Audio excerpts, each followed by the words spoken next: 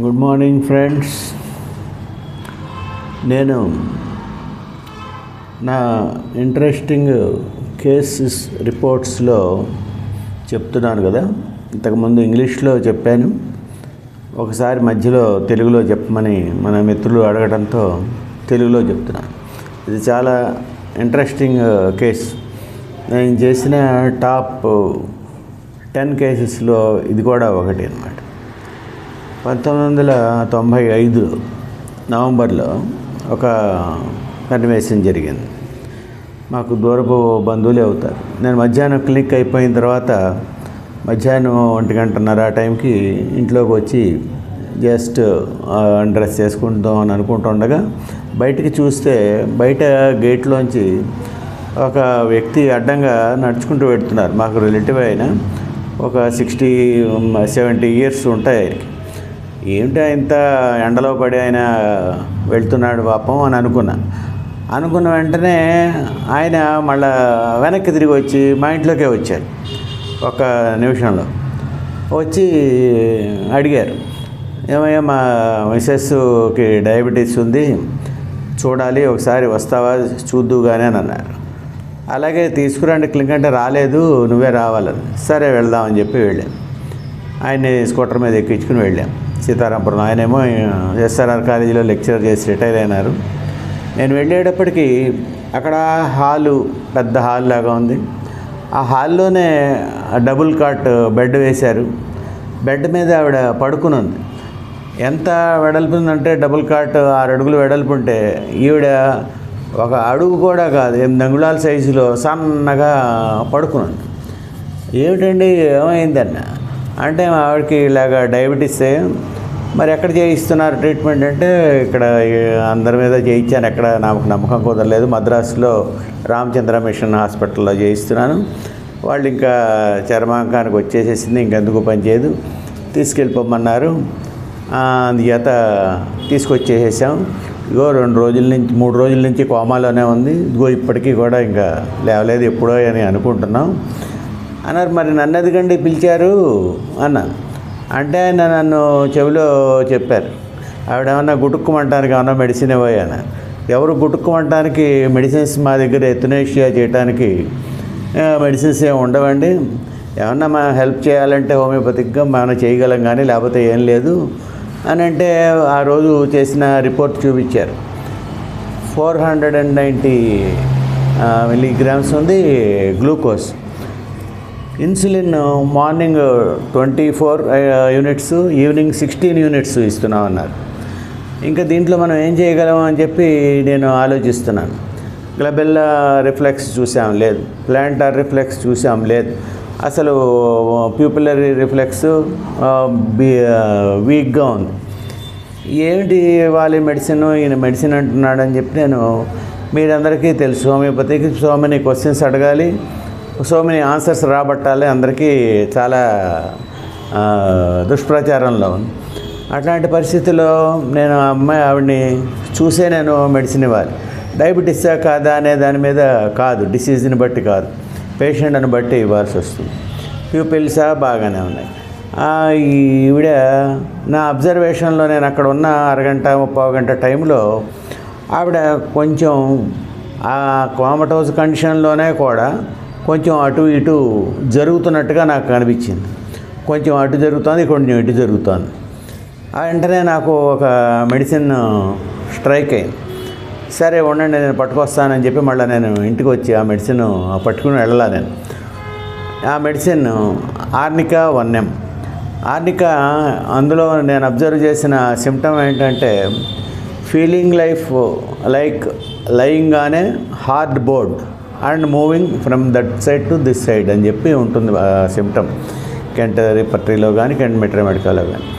నేను అదే బేస్ చేసుకుని ఆర్నికా 1M ఒక డోసు స్పూన్ వాటర్లో కలిపేసేసి నోట్లో పోసేసి, తర్వాత ఇంకొక ½ గ్లాస్ గోరువెచ్చని నీళ్ళల్లో మళ్ళీ ఆర్నికా 1M కలిపేసేసి దాన్ని ఒక అరగంటకు ఒకసారి ఒక స్పూన్ వేస్తూ ఉండండి. వేసే ముందర 10-15 సార్లు యాంటీ క్లాక్ వైజ్గా బాగా స్టరప్ చేసేసి వేయండి అని చెప్పాను. అలా వేయటం అనే మెథడు హ్యాన్మాన్ 5th ఎడిషన్లో చెప్పాను. ఆ చెప్పిన దాన్ని ఆ గ్రాడ్యుయేటెడ్ డోసెస్ కింద వేయమన్నా.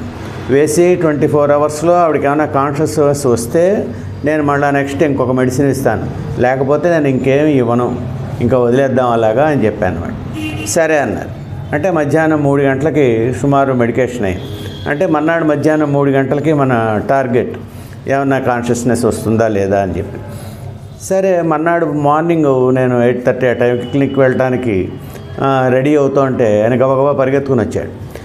ఇగోనయ్యా ఆవిడకి కాన్షియస్నెస్ వచ్చింది, కాఫీ ఇస్తావా టీ ఇస్తావా అని అడుగుతోంది, ఏం చేయమంట, పదండి నేను వస్తున్నాను, నేను వచ్చాక చూస్తానని చెప్పి ఆయన పంపించేసేసి నేను మళ్ళీ డ్రెస్ చేసుకుని మళ్ళీ వాళ్ళ ఇంటికి వెళ్ళేటప్పటికి నాకు కాఫీ తాగండి అని చెప్పి కాఫీ తాగిచ్చేసేసి కాన్షియస్నెస్ ఫుల్గా వచ్చేసేసింది. సరే ది సేమ్ మెడిసిన్ ఇప్పుడు గంటకు ఒకసారి కంటిన్యూ చేయండి ఏమైతే అయిందని చెప్పి అలాగే యాంటీ క్లాక్ వైజ్గా స్టార్ట్అప్ చేసి ఒక గంటకు ఒకసారి కంటిన్యూ చేస్తున్నారు. మర్నాడు నేను మళ్ళీ వెళ్ళి చూశాను, అలాగే స్టేబుల్గా ఉంది. అలాగా 3 days పోయేటప్పటికి నేను 2 days పోయేటప్పటికి చెప్పాను, ఏమండి వీడికి ఇంకా ప్రస్తుతం ఇమీడియట్గా డోకా ఏం లేదు, మీ ఇన్సులిన్ ఇంజెక్షన్ మీరు ఇస్తూనే ఉండండి, మన మెడిసిన్ మనం వేస్తూనే ఉందాం, ఓ వారం 10 రోజులు గ్యారంటీగా ఈవిడ లాగుతుంది, అనుమానం లేదు, ఈ లోపుగా ఏమన్నా రాతకోతలు ఏమన్నా ఉన్నట్టయితే ఏమన్నా రాయించుకోండి జెన్యూన్గాను అని చెప్పి నేను చెప్పాను. ఏం చేద్దంటే ఆవిడ ఇల్లు ఆవిడ పేరు మీద ఉందని 2 అమ్మాయిలు ఉన్నారు, ఇదంతా నాకు తెలుసు వాళ్ళ హిస్టరీ అనేటప్పటికి అవునయ్యో కరెక్ట్ ఐడియా బాగానే ఉందన్నారు. అలాగా ఓ వారం గడిచిపోయింది. She is just improving. ఆవిడ అలాగనే కొంచెం ఏదో ఒక డైట్ తీసుకుంటోంది, మజ్జిగ రసం లేకపోతే మామూలు రసం అన్నీ కలిపి ఇస్తూనే ఉన్నారు. మన మెడికేషన్ అనే దాన్ని అప్పటికి ఆపేసేసి అప్పుడు రియల్ కేస్ టేకింగ్ మనం డయాబెటీస్కి ఏం చేద్దామని చెప్పి నేను ఆవిడ సిమ్టమెటాలజీ కోసం అని చెప్పి అడగడానికి కూర్చుంటే ఆవిడ నేను ఇవి అడుగుతూ ఉంటే ఆవిడేమో ఏమండి మీ నాన్నగారు మా నాన్నగారు ఏలూరులో అక్కడ ఇక్కడ అని అవేవో చెప్తాను. ఏమండి అవన్నీ కాదు, నేను అడిగిన వాటికి చెప్పండి ముందర, అవన్నీ తర్వాత మాట్లాడదాం అన్న. ఆయన ఏమో వచ్చి నెమ్మదిగా నాకు చెప్పారు, ఏమండి ఈవిడికి బధిరం ఉంది అని చేత వినపడదు, మిషన్ ఉంది అన్నారు. మరి మిషన్ ఉంటే పెట్టండి, అదేంటి మిషన్ పెడితే మరి నేను అడిగిన వాటికి కరెక్ట్గా చెప్తుంది, నా టైం వేస్ట్ అయిపోతుంది అంటే ఆవిడ ఎలాగో చర్మాంకానికి వచ్చేసింది కానీ అందులో బ్యాటరీలు అయిపోయినాయి, వేయించలేదట. ముందర అది వేయించండి బాబు, వేయించినట్టయితే నేను మళ్ళీ చూస్తానని చెప్పి అప్పుడు ఆ మన్నాడు ఆ సాయంత్రం మళ్ళీ బ్యాటరీస్ వేశారు. అప్పుడు రియల్ కేస్ టేకింగ్ చేసి ఆవిడకి మెడిసిన్స్ బ్రయోనియానో రెస్టాక్సో లేకపోతే యాసిడ్ పాసో ఏది సూట్ అవుతుందా అని నేను అనలైజ్ చేసి వాటిని ముందర అలా క్రమంగా వేస్తూ వచ్చిన తర్వాత ఈవిడ చెప్పాను కదా అస్సలు కీటోఎసిడోసిస్తో సన్నగా అయిపోయిందని చెప్పి నెమ్మదిగా గ్రాడ్యువల్గా కొంచెం తింటూ ఉండేటప్పటికి వెయిట్ పెరిగింది. ఈ లోపుగా 3 నెలలు గడిచిపోయినాయి. 3 నెలలు గడిచిపోయేటప్పటికి ఆవిడ వాయిస్ ఇదంతా కూడా చాలా గంభీరంగా గట్టిగా వచ్చేసేసింది, చాలా గట్టిగా మాట్లాడటం. కానీ వీళ్ళు ఇంకా ఈ బెడ్ని ఇంకా బెడ్రూమ్లోకి షిఫ్ట్ చేయాలి, ఇంకా హాల్లోనే అలాగనే ఉంచారు, ఇంకా డౌట్తోనే ఏమో ఎప్పుడు ఎలా వెళ్ళిపోతుందో చెప్పలేమని. ఈవిడ యూరిన్ పట్టు, బెడ్ ప్యాన్ పెట్టు అని చెప్పి వాళ్ళ అమ్మాయిలు ఇద్దరు వెళ్ళిపోయారు. ఈయన్ని ఓ కంగారు పెట్టేస్తాం. ఈయన నన్ను అడిగాడు, ఇదేమిటో ఎలా బతికించావో ఏంటోను, ఈవిడేమో అస్తమాను బెడ్ ప్యాన్ పెట్టు లేకపోతే యూరిన్ పట్టు అని చంపేస్తుంది, నన్ను గదమాయిస్తుంది, ఈవిడ అప్పుడే పోయి ఉంటే అలా అనుకుంటే ఎట్లాగండి, మనం ఎంతో కొంత ప్రయాణం పోయటానికే మనం ప్రయత్నించాలి కదా. ఇంకేదంటే ఆవిడ బెడ్ మించి లేవట్లేదు, బెడ్ ప్యాన్ పెట్టడం అవే అలవాటు అయిపోయినాయి. లేస్తే నేను చచ్చిపోతానేమో అని భయం అని, లేవండి మీరు లేకపోతే లాభం లేదని చెప్పి నేను గట్టిగా కేకలేసి వాళ్ళ కిటికీ దగ్గర నుంచి లోపల బాత్రూమ్ దాకా ఒక తాళ్ళలాగా కట్టి దాన్ని పట్టుకొని మీరు నడవండి బయలుదేరండి అని చెప్పి అలాగా ధైర్యం చెప్పి నడిపించానన్నమాట. నడిపిస్తే అలాగా అప్పుడు నడవడం మొదలెట్టింది. ఈ లోపుగా ఈయన నాకు మెడిసిన్స్ పట్టుకెడుతున్నాడు, అంతా బాగానే ఉంది. ఇన్సులిన్ ఇంజెక్షన్ కెపాసిటీ కూడా ఇవ్వడం అనేది తగ్గిపోయింది. 40 యూనిట్స్ కాస్త ఇప్పుడు 20 యూనిట్సే ఇస్తున్నారు రోజంతా కలిపి, అంతకన్నా ఎక్కువ అవసరం లేదు. ఇలాగా ఈ పక్కన ఇన్సులిన్ ఇంజెక్షన్ ఇవ్వడం కూడా మంచిదా కాదా అనేదానికి కూడా ఒక సమాధానం ఉంది. అది ఓన్లీ హార్మోనల్ సప్లిమెంట్ కిందే మనం అనుకోవాలి. విటమిన్స్ కావాలంటే మనం ఎలాగైతే ఇస్తున్నామో హార్మోనల్ సప్లిమెంట్ కింద దీన్ని అలౌ చేయొచ్చు. ఎందుకంటే ఆ హార్మోన్ ఇస్తూ ఉంటే కూడా అది అసలు 490 నుంచి ఎంత మటుకు తగ్గని కేసు. మన మెడిసిన్స్కు అది కలిపిన తర్వాత కొంచెం నెమ్మదించడానికి ప్రయత్నించింది. అదే మనకి తార్కాణం. ఇలాగా ఒక 6 నెలలు టైం అయిపోయింది. మెడిసిన్స్ ఇస్తున్నాము, ఆయన వచ్చి పట్టుకెడుతున్నారు. నేను అసలు విజిటే చేయట్లేదు.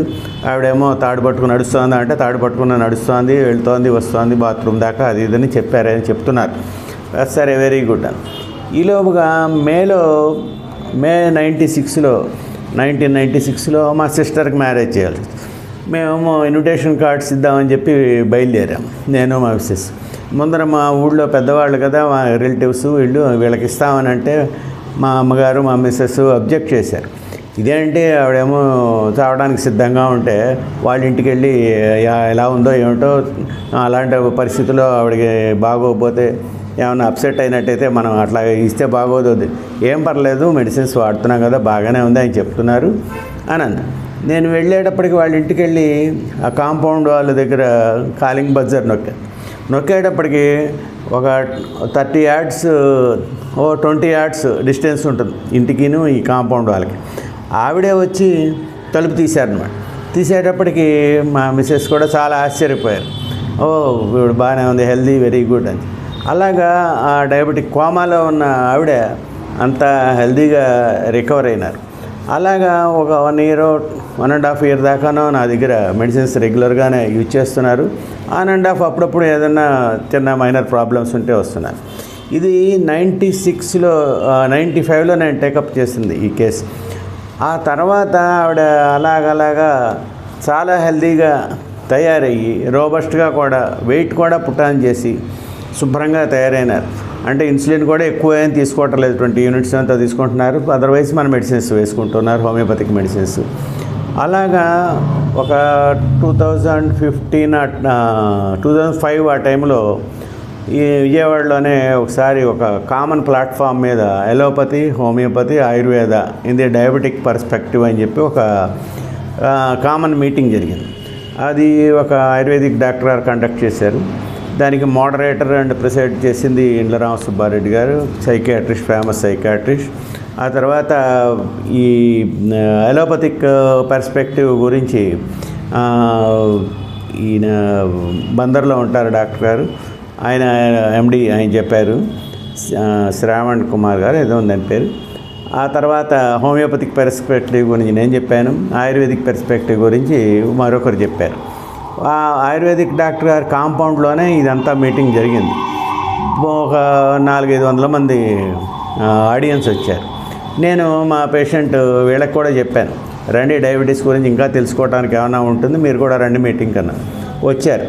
వచ్చినప్పుడు నేను హోమియోపతిక్ పర్స్పెక్టివ్ గురించి చెప్తూ డయాబెటీస్ పుట్టుపూర్వోత్తరాలు, వాళ్ళు symptoms, how to select A remedy, ఇవన్నీ చెబుతూ ఇట్లాంటి cases not only in this passive cases, ఇలాంటి యాక్టివ్ కోమటోస్ కండిషన్స్లో కూడా పేషెంట్ మనకి సిమ్టమ్స్ చెప్పాల్సిన పని లేకుండా కూడా మనం అబ్జర్వ్ చేసి ఇలా ఇవ్వచ్చు మెడిసిన్స్. అట్లాంటి పేషెంట్ మన మీటింగ్కి పిలిచాను, ఆవిడ వచ్చారు.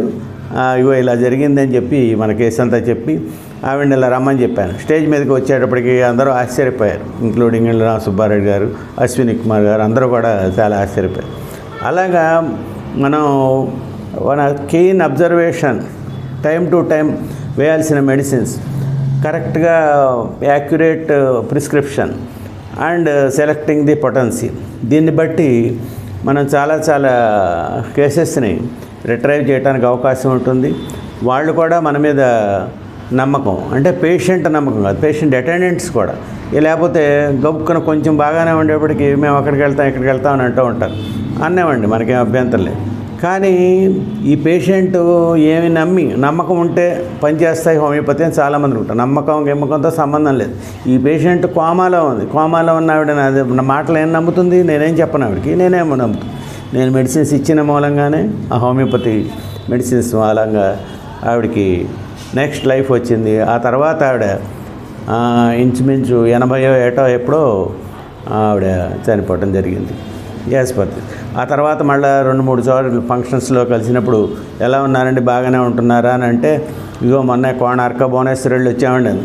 అంతకుముందు సంవత్సరం పూరి జగన్నాథ్ వెళ్ళారు. అండ్ గుజరాత్ వీటన్నిటికి కూడా, ద్వారకా వాటన్నిటికి కూడా వెళ్ళొచ్చాను. చాలా బాగుందండి, చాలా సంతోషం. అలాగా రికవర్ అయ్యి మనకే కాదు హోమియోపతికి కూడా మంచి ఫేమ్ తెచ్చుకున్న కేసెస్ ఇట్లాంటివి చాలా ఉన్నాయి. ఇవన్నీ ముందు ముందు చెప్పుకుందాం తప్పనిసరిగా. ఈ విషయం, ఈ కేసు గురించి చెప్పింది ఎట్లా ఉంది ఏంటనేది మీరందరూ లైక్ చేసి, కామెంట్ చేసి, షేర్ చేస్తారని ఆశిస్తున్నాను. Thank you very much.